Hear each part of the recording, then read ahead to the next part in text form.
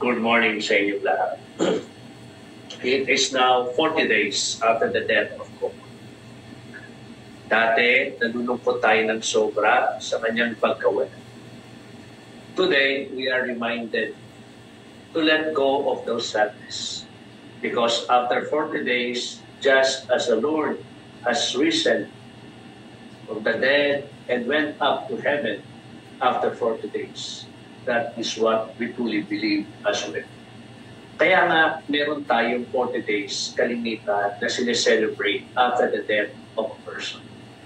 Kasi nga, naalala natin, after 40 days, the Lord Himself rose to heaven. And with that in mind, there is no more sadness that should catch up with us. Siyempre, meron pa rin lungkot, naalala natin siya, even when I am starting to transfer now my things and go over my stuff. Makita ko minsan yung mga pictures with my parents. So many years ago na yun. But lungkot pa rin siyempre.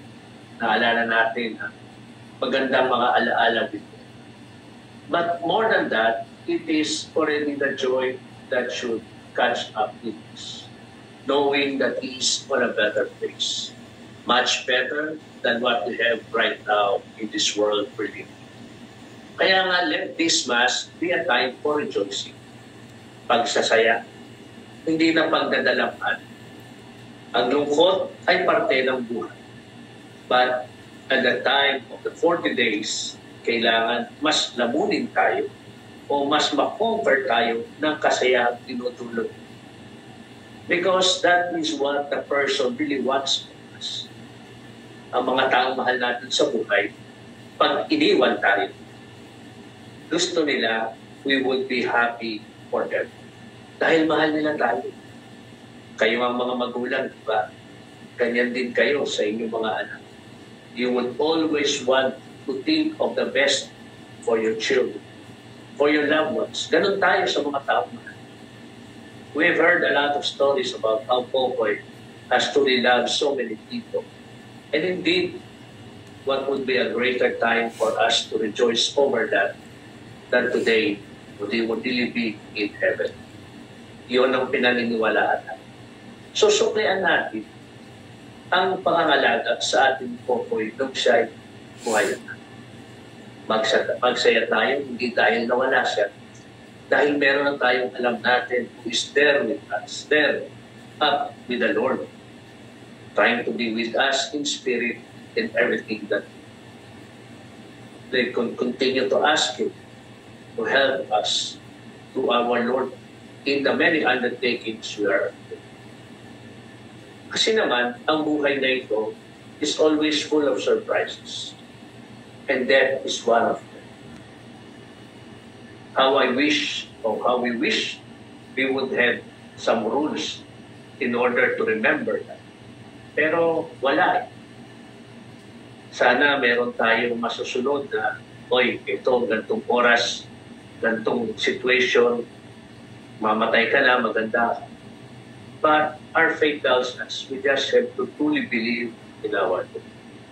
Kasama yan sa sorpresa niya na hindi dapat nating katakutan, pero dapat nating ikasihan. People, when we get older, sometimes nalulungkot tayo.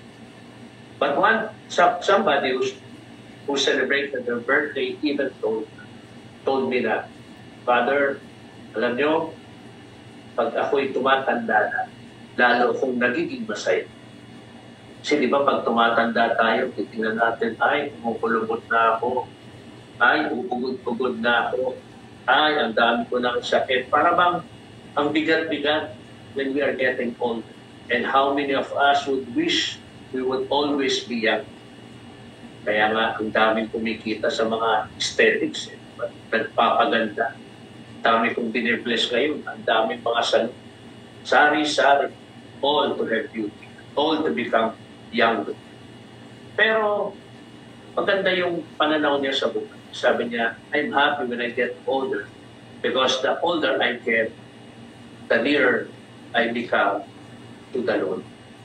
Palapit ako ng palapit, I become nearer and nearer meeting the Lord in heaven. Di ba dapat ganun lang talaga? We continue to live this life as best as we can. Ako, this is the first time I'm transferring after a year. O less than a year, 11 months lang. Para bang I am not prepared. Bigla akong nilipat. Now, I was told, no active ministry. Magpagaling ka lang, magpalakas ka lang. Nasa plano ko yun? Wala. Pero, yun ang plano ng Diyos. Bakit? Ewan. More than questioning, it is more of accepting. Yun ang mahalaga sa buhay na. Marami akong tanong, anong gagawin ko rin? Sanay ako sa active life. Sanay ako sa ganito, ganyan. Pero now, nandito lang ako. I have only a room without an office. No responsibilities. Parang, bakit ganun din? Diba? Ilang beses din man tayo nagtatanong, bakit maraming nangyayari sa buhay natin na hindi natin maintindihan? Pero ang tanong din, bakit maraming mga nagaganap sa buhay natin na pilit natin iniintindi? Na hindi naman dapat. Our faith comes in, tells us, accept whatever is ahead of you, given the blessing of God. Nawala si Popoy, maraming nagtatanong, maraming nagtaka. Pero darating at darating. After my mass, sa funeral mass, there were some old ladies who came to me and said, Father, salamat sa misa mo. Kami ay mga Popoy Noranians na fans. Imagine, sabi ko ba, meron pa palang ganun? Die hard sila.